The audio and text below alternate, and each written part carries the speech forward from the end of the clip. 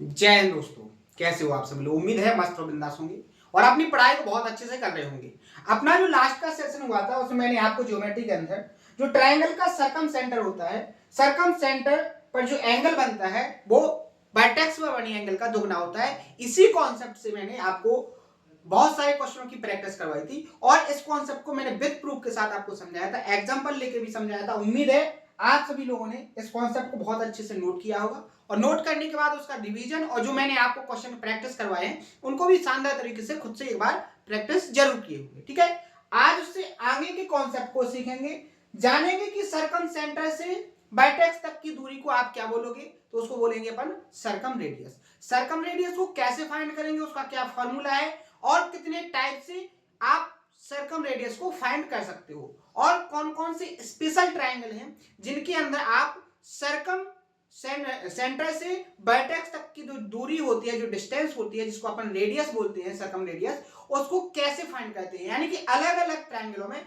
जैसे ट्रायंगल का type change होगा वैसे ही सर्कम रेडियस को निकालने का या फाइंड करने का जो तरीका होता है, जो कॉन्सेप्ट होता है, वो चेंज हो जाता है। और चेंज क्यों हो जाता है कि आप ट्रायंगल के अंदर अगर कोई क्वेश्चन बना है सर्कम रेडियस से तो उसको कम से कम टाइम में आपको फाइंड करना है। तो उसके लिए आपको अलग अलग कॉन्सेप्ट सिखाऊंगा मैं। बेसिकली सबसे पहले तो कॉन्सेप्ट में आपको वो सिखाऊंगा जिससे आप किसी भी ट्रायंगल में किसी भी शेप या साइज का हो, हर एक ट्रायंगल में फॉलो होगा, आप उससे सर्कम रेडियस निकालोगे। लेकिन साथ ही साथ कुछ स्पेशल ट्रायंगल होते हैं जैसे right angle triangle, equilateral triangle. इनमें क्या होता है कि सर्कम रेडियस बहुत कम टाइम में निकल आती है और उसका जो फॉर्मूला होता है वो भी बहुत ही लॉजिकल होता है और छोटा होता है। यानी कि आपका जो बेसिक ट्रायंगल होते हैं, जो सर्कम रेडियस निकालने का फॉर्मूला, उससे जल्दी आप उसकी सर्कम रेडियस को फाइंड कर सकते हो। तो ऐसे कॉन्सेप्ट आपको जरूर सीखना है, उसको मैं इंपोर्टेंट करके नोट भी करवाता हूं। तो आइए आज का सेशन स्टार्ट करते हैं। बहुत ही शानदार तरीके से हर एक कॉन्सेप्ट को सीखना है। ठीक है, तो अगर कोई नया है तो उससे उम्मीद करते हैं कि वो सबसे पहले लास्ट के सेशनों को देखेगा, क्योंकि अगर अपन को कोई चीज सीखना है तो उसके बेसिक को समझने की सबसे पहले जरूरत होती है। और जो सर्कम सेंटर का बेसिक था वो मैंने आपको लास्ट के सेशन में कंप्लीट करवाया था। सेशन में मैंने सर्कम सेंटर का बेसिक और उसका एक इंपॉर्टेंट कॉन्सेप्ट जिससे एग्जाम में क्वेश्चन क्रिएट होते हैं। आज सेकंड कॉन्सेप्ट है, लेकिन एक दो क्वेश्चन जो और रह गए थे, जो मेंस लेवल के क्वेश्चन है, उनको प्रैक्टिस करेंगे। 9 और 10 क्वेश्चन आज तक अपन प्रैक्टिस कर चुके थे। दो क्वेश्चनों की प्रैक्टिस करने के बाद अपन कॉन्सेप्ट को सीखेंगे। ठीक है, तो आइए स्टार्ट करते हैं। यहां देखो क्वेश्चन में क्या कहा गया है कि चित्र में बिंदु आई ट्रायंगल एबीसी का क्या है, सर्कम सॉरी अंतर केंद्र है, यानी कि इन सेंटर है। यानी जो ट्रायंगल है एबीसी के अंदर जो आई है, आपका आई है, ये आई है जो आपका, वो क्या है, आपका इन सेंटर है। आगे देखो आई एम की जो वैल्यू है, आई से एम की जो वैल्यू है, आई से एम की जो वैल्यू है ये कितनी है, 6। आई से एम की जो वैल्यू है वो कितनी है, 6 सेंटीमीटर। यानी यहां आई से यहां एम तक की जो डिस्टेंस है वो कितनी है, 6 सेंटीमीटर। आगे देखो बी एम का मान क्या होगा, आपको फाइंड करना है बी एम, बी से एम, इस वाली डिस्टेंस को आपको फाइंड करना है।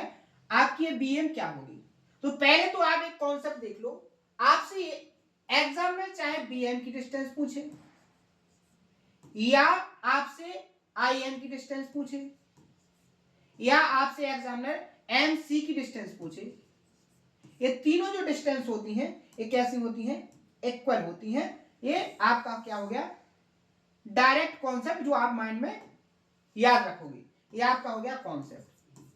तो इससे आपका आंसर क्या हो जाएगा, option number A correct answer. ये तो हो गया स्मार्ट अप्रोच से। अब इसका बेसिक समझेंगे कि ये जो डिस्टेंस होती है वो इक्वल कैसे हो जाती है। ठीक है, आगे बढ़े, बेसिक समझो। आप यहां देखो मैंने एक कॉन्सेप्ट आपको बताया था कि जैसे अगर कोई सर्कल है, मैंने आपके सामने ये सर्कल बनाया, ठीक है। यहां आप देखोगे अगर आप कोई एक आर्क लेते हो, कोई चाप लेते हो और उस सेम चाप से, सेम आर्क से, जैसे आपने ये आर्क लिया, इस आर्क से सर्कमफ्रेंस पर, यानी कि जो परिधि पर एंगल अगर यहाँ थीटा बना तो इसी सेम आर्क से आप कहीं भी कोई एंगल बनाओगे वो क्या बनेगा, आपका थीटा बनेगा। कॉन्सेप्ट बहुत इंपॉर्टेंट है, जैसे जैसे आप ज्योमेट्री में आगे जाओगे ये कॉन्सेप्ट आपका मैक्सिमम कॉन्सेप्टों में यूज होगा, ठीक है। बहुत ही इंपॉर्टेंट कॉन्सेप्ट है, ध्यान से समझो। मैंने क्या बोला कि अगर कोई सर्कल है, जैसे मैंने ये सर्कल लिया, सर्कल का एक फिक्स आर्क ले लिया, अब इस आर्क से सर्कल की परिधि पर आप कहीं भी एंगल बनाओगे तो इस सेम आर्क से कितने भी एंगल बना लो वो कैसे होंगे, सेम। जैसे इसी सेम आर्क से मैंने यहां पर ये एंगल बनाया तो ये भी क्या होगा, आपका थीटा होगा। आप यहां पर देखो, मैंने यहां से लेके सेम आर्क को चेंज नहीं किया मैंने, तो ये भी एंगल क्या होगा, आपका थीटा होगा। समझ में आए, ये कॉन्सेप्ट आपको समझ में आ गया। अब आप यहां देखो, बहुत ही शानदार तरीके से क्वेश्चन को क्रिएट करता है एक एग्जामिनर। अगर कॉन्सेप्ट आएंगे तो आप सेकंडों में आंसर निकालोगे, और अगर कॉन्सेप्ट नहीं आएंगे तो आप क्वेश्चन को देखते रहोगे, ठीक है। यहां देखो, आपको यहां पर जो एमसी है ये वाला एक आर्क समझ में आया। अब आप इस आर्क से देखिएगा तो आपको कुछ नजर आएगा क्या, कि इस आर्क से सबसे पहले तो आप देखो ट्रायंगल BAC में जो AM है, AM पर आपका इंसेंटर है, और अगर इंसेंटर है तो जो AM होगा वो एंगल A का एंगल बाइसेक्टर होगा, यानी अगर ये थीटा है तो ये भी आपका क्या होगा, थीटा होगा, ठीक है। अब देखो अपन आर्क के अंदर चले, यहां देखो आपको जो ये आर्क दिखा है, इस आर्क से देखो ये जो एंगल बना है थीटा, इसी सेम आर्क से देखो ये एक एंगल ये बना है थीटा, नजर आया कि नहीं। अगर ये थीटा है तो ये थीटा होगा कि नहीं होगा, यहां तक क्लियर है कि नहीं। यानी आपका ये एंगल क्या हो जाएगा, यहां पर थीटा, यहां पर ये जो एंगल बनेगा वो क्या बन जाएगा आपका, ये जो एंगल होगा वो क्या हो जाएगा, आपका थीटा। समझ में आ गया। आगे बढ़े, आगे देखो, आप यहां देखो, अगर आप इस B से इस I को मिला दो, इस B को I से मिला दिया अगर अपन ने, तो अब आप देखोगे जो ये BI होगी वो एंगल B का एंगल बाइसेक्टर हो जाएगा। अगर ये अल्फा है तो यहां भी ये क्या हो जाएगा, आपका अल्फा। समझने की कोशिश करना, ये क्या हो जाएगा, आपका अल्फा, ठीक है। आप ये सब क्यों कर रहे हैं, क्योंकि यहां से आपको पता चलेगा क्या, देखो यहां से आपको मिलेगा क्या, यहां पर ये जो कंप्लीट एंगल है ये क्या हो गया, आपका अल्फा प्लस थीटा, हो गया कि नहीं हो गया। आप यहां देखो ये जो एंगल है, ठीक है, ये क्या होगा, ट्रायंगल ABI का एक्सटीरियर। अगर ये अल्फा ये थीटा तो ये भी क्या हो जाएगा, अल्फा प्लस थीटा, हो जाएगा कि नहीं हो जाएगा। आप ध्यान से देखो, ट्रायंगल BIM में, ट्रायंगल BIM में, ध्यान से BIM में दो एंगल इक्वल हो गए। अगर थीटा प्लस अल्फा के सामने ये डिस्टेंस कितनी है, 6 है, तो इस थीटा प्लस अल्फा के सामने ये डिस्टेंस कितनी होगी, 6 होगी कि नहीं होगी। इसी तरीके से आप MC की डिस्टेंस को भी क्या कर सकते हो, प्रूव कर सकते हो। तो मैंने आपसे क्या बोला कि आपसे कोई ये तीन वैल्यू में से कोई भी वैल्यू पूछे, तीनों कैसी होती हैं, इक्वल होती हैं, ठीक है। समझ में आ गया, तो कितनी होगी आपकी, 6। तो ये हो गया आपका बेसिक, डायग्राम के अंदर ही आप इसको सॉल्व कर लोगे। मैंने आपको समझा दिया बहुत शानदार तरीके से, ठीक है। उम्मीद है आपको बहुत अच्छे समझ में भी आ गया होगा। तो ऑप्शन नंबर ये यहां पर क्या हो जाएगा, आपका करेक्ट आंसर। आगे बढ़े, अब इसी से जनरेट हुआ एक नया क्वेश्चन, थोड़ा एक कदम आगे बढ़ के क्वेश्चन को पूछा गया। कैसे, यहां देखो, एग्जामिनर क्या करता है कि क्वेश्चन को जब क्रिएट करता है तो वो उसमें एक पॉसिबिलिटी जरूर देख लेता है कि अब अगर हम आगे क्वेश्चन क्रिएट करेंगे तो मैं इसमें नया क्या चेंजेस कर सकता हूं। जैसे उसने जब ये क्वेश्चन क्रिएट किया था, लास्ट ईयर में पूछा गया क्वेश्चन है, तब उसके माइंड में कुछ और आ गया और उसने उस डाटा को इस क्वेश्चन में सेट कर दिया और नए तरीके से क्वेश्चन को पूछ लिया। सेम कॉन्सेप्ट लेकिन तरीका चेंज हो गया, पूछने का तरीका, क्या डाटा पूछना है, हर एक चीज उसने क्या कर दी, चेंज कर दी। कैसे, देखो जब आप सॉल्व करोगे तो आपको हूबहू सेम ऐसे ही लगेगा, लेकिन उसकी लैंग्वेज को देखो और डाटा को देखो कैसे किया है। उसने क्या कहा, ट्रायंगल एबीसी में एंगल बीएसी का आंतरिक कोण द्विभाजक बिंदु डी पर भुजा बीसी से मिलता है, और जब इसको आगे बढ़ाया जाता है तो यह बिंदु ई पर मिलता है। जो सरकम सर्कल है उसको कहां पर मिलता है, ई पर मिलता है। देखो सरकम सर्कल पर कहां पर मिलता है, ई पर मिलता है। यहां देखो कहां पर मिलता है, ई पर मिलता है।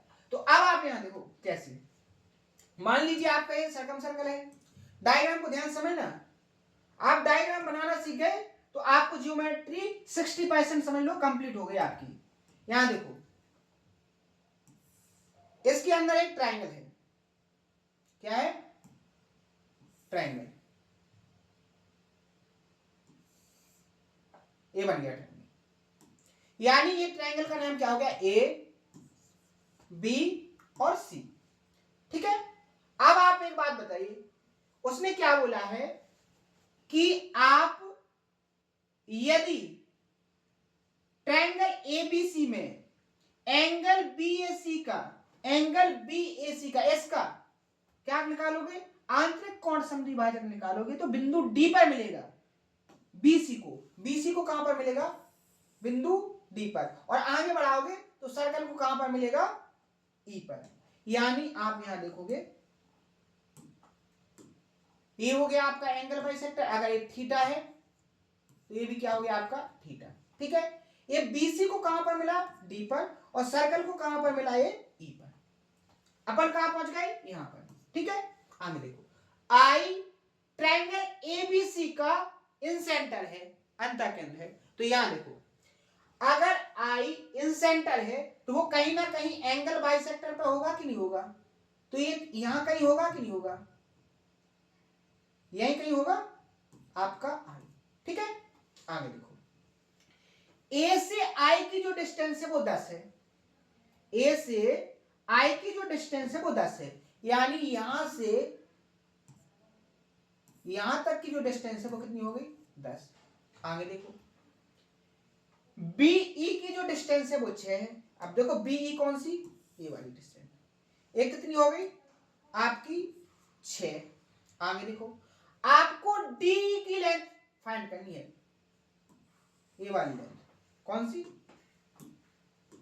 दिख रही है ना, इस वाली लेंथ को आपको फाइंड करना है। क्या निकाल पाओगे, जल्दबाजी में गलती बहुत ज्यादा होती है। ठीक है, अब देखो, आप सबसे पहले तो मैं आपसे एक क्वेश्चन पूछूंगा, अगर मैं पूछूं आई से ई की डिस्टेंस क्या होगी, तो जो बी से ई की डिस्टेंस होगी वही क्या होगी आपकी, आई से ई की डिस्टेंस कितनी, 6।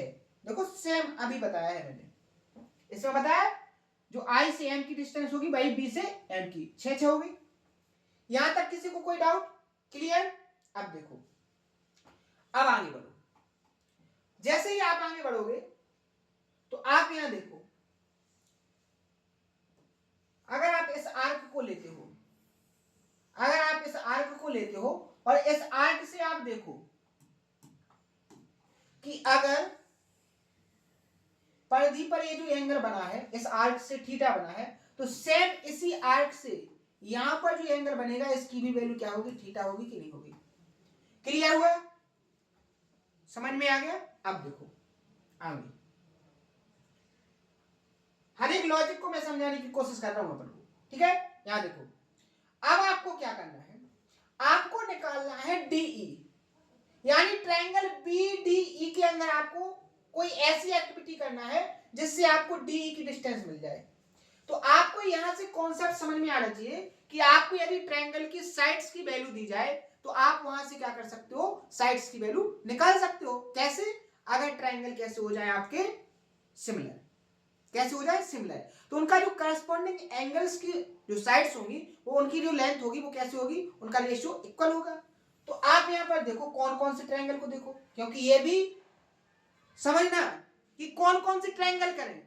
तो आपको सबसे पहले तो पता होना चाहिए कि डी ई को फाइंड करना है, इस डी ई को निकालना है। तो आपको ट्रायंगल BDE को तो लेना ही लेना है।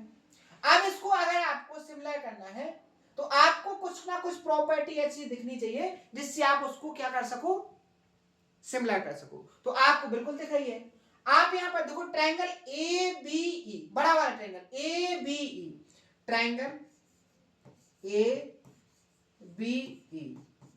सिमिलर हो जाएगा किसके, ट्रायंगल BDE के, ट्रायंगल BDE के। अब आप बोलोगे कैसे, तो देखो उसको समझो। आप यहां पर देखो, यहां बड़े वाले ट्रायंगल में ये जो एंगल है थीटा है, छोटे वाले ट्रायंगल में ये जो बी एंगल बना है ये भी थीटा है, एक एंगल इक्वल हो गया। दोनों ट्रायंगल ABC में जो ये ई है, ये जो ई है ये कॉमन है दोनों ट्रायंगल, छोटे वाले ट्रायंगल बड़े वाले में जो ये जो ई एंगल है क्या हो गया, कॉमन। तो तीसरा एंगल बचा है, जो तीसरा एंगल बचा है वो ऑटोमेटिकली क्या हो जाएगा, इक्वल हो जाएगा। कैसे, बड़े वाले ट्रायंगल के अंदर ये वाला है तीसरा एंगल और छोटे वाले ट्रायंगल के अंदर ये हो गया तीसरा एंगल। अब अपन को देखना है कि DE को फाइंड करना है, किसको निकालना है, DE। तो यहां देखो DE किसके सामने आ रही, थीटा के सामने। यानी आप देखोगे पहले ले रहे हो आप छोटे ट्रायंगल को, तो थीटा के सामने क्या हो गया, यहाँ DE का रेशियो किससे होगा, बड़े वाले ट्रायंगल में थीटा के सामने क्या हो जाएगा, 6 इक्वल टू। अब आप यहां देखो, अब आपको देखो छोटे वाले ट्रायंगल में इस तीसरे एंगल के सामने की साइड दी है और बड़े वाले ट्रायंगल के सामने इस तीसरे के सामने की साइड दी है 10 और 6 16। तो अपन ने सबसे पहले छोटा वाला लिया तो यहां क्या आ जाएगा 6 और नीचे आप देखो इस तीसरे एंगल के सामने टोटल लेंथ क्या हो जाएगी 10 और 6 16।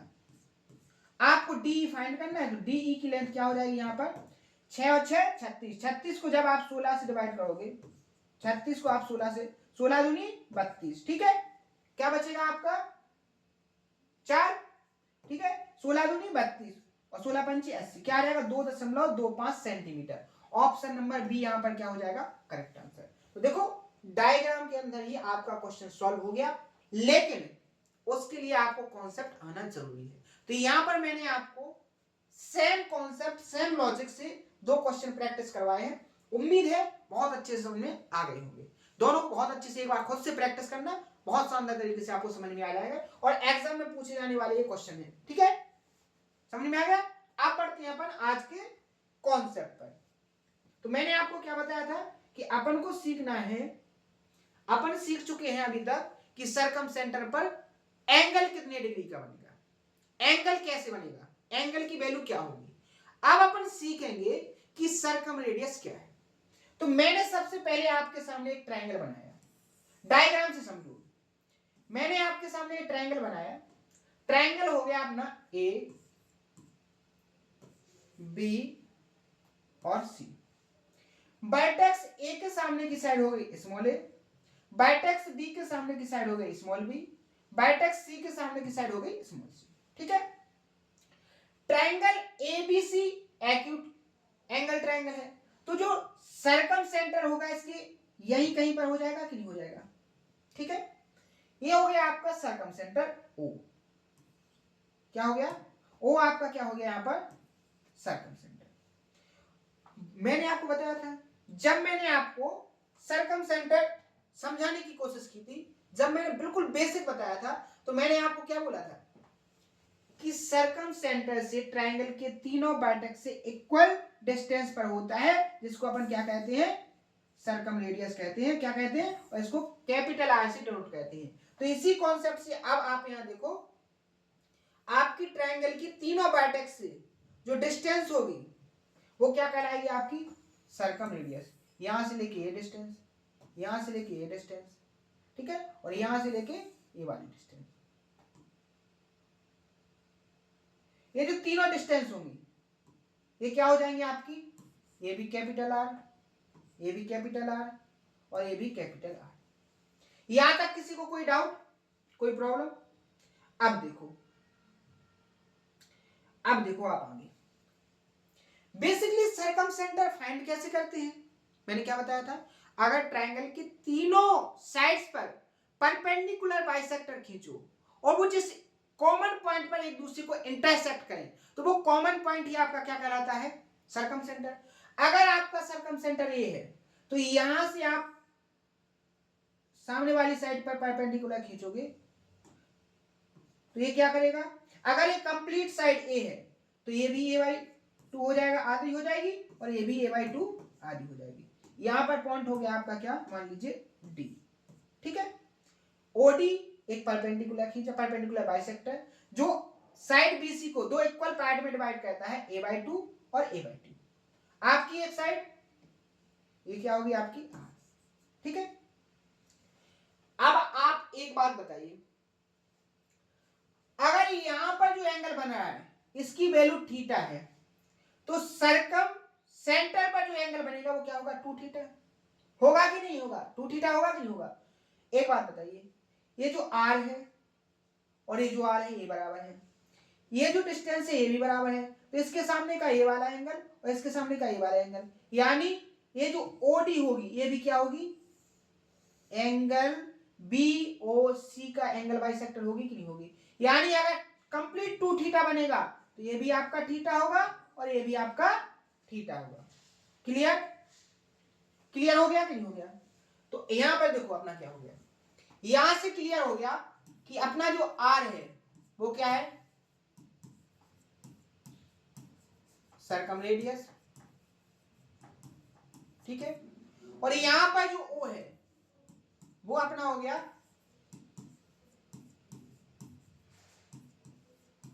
Circum centre. क्लियर, आगे देखो, अब बढ़ेंगे अपन आगे।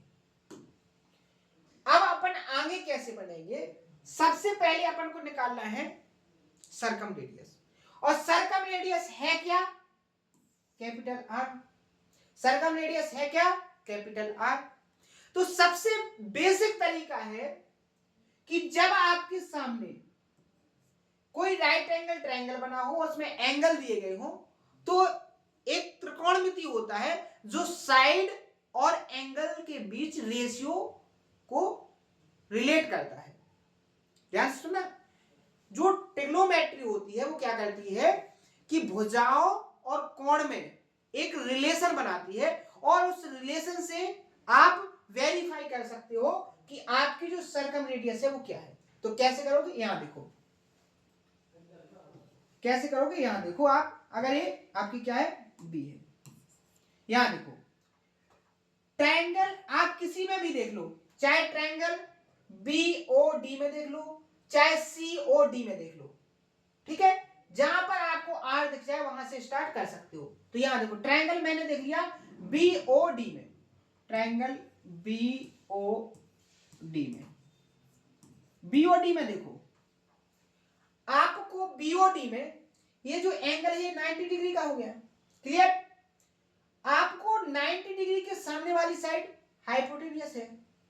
ठीक है, और अगर आपका ये जो एंगल है, अगर ये एंगल है तो इसके लिए ये परपेंडिकुलर हो जाएगा, हो जाएगा कि नहीं हो जाएगा। तो परपेंडिकुलर और हाइपोटेन्यूस में रिलेशन कौन सी ट्रिग्नोमेट्री दिखाता है, साइन थीटा। अगर मान लीजिए यहां देखो, यहां थीटा की प्लेस पर अपन ए रख लेते हैं,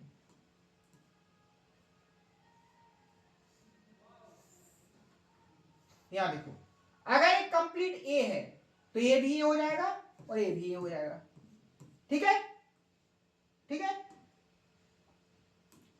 यहां देखो अगर आपका एंगल ए है, कौन सा है, अगर आपका एंगल ए है तो यहां से देखो साइन ए की जो वैल्यू होगी वो क्या होगी, साइन ए की वैल्यू होगी क्या होती है, परपेंडिकुलर अपॉन हाइपोटेन्यूस। परपेंडिकुलर क्या हो जाएगा आपका a/2 upon a/2 upon hypotenuse क्या हो जाएगा। अब देखो इसको कैसे सॉल्व करते हैं, a/2 अपॉन r/1। इसको जब सॉल्व करते हैं तो क्या हो जाता है, पलट जाता है। तो a/2 इंटू 1/r क्या हो जाएगा, a/2r। ठीक है, समझ में आ गया। तो यहां पर क्या हो जाएगा अपना, यहां पर हो जाएगा साइन ए की जो वैल्यू होगी वो क्या हो जाएगी यहां पर a/2 है। आपको फाइंड क्या करना है, r की वैल्यू। तो r की वैल्यू यहां आ जाएगी, साइन कहां पहुंच जाएगा, नीचे। तो r इक्वल टू क्या हो जाएगा यहां पर a/2 sine a/2 sine r की वैल्यू क्या हो जाएगी a/sin2 साइन। सबसे पहले तो आप इस कॉन्सेप्ट को नोट करो। सर्कम रेडियस को निकालने का सबसे बेसिक तरीका हो गया कि अगर आपको साइड दी हो और साइड के सामने का आपको एंगल दिया हो, जैसे आपको ए साइड दी है और ए के सामने एंगल बन रहा है आपका ए, अगर इसकी वैल्यू दी गई है तो आप उसकी क्या निकाल सकते हो, सर्कम रेडियस निकाल सकते हो। मान लीजिए, सपोज कीजिए ये जो एंगल है 60 का दिया है, ठीक है, और ये जो साइड है वो आपको 8 दी गई है। तो यहां पर r की वैल्यू निकल के क्या आ जाएगी, a की वैल्यू 8 और 2 साइन a के प्लेस पर थीटा के प्लेस पर 60 रखोगे तो साइन 60 की वैल्यू क्या होती है √3/2। 2 से 2 कैंसिल हो जाएगा, r इक्वल टू क्या आ जाएगा 8/√3। समझ में आया कि नहीं आया?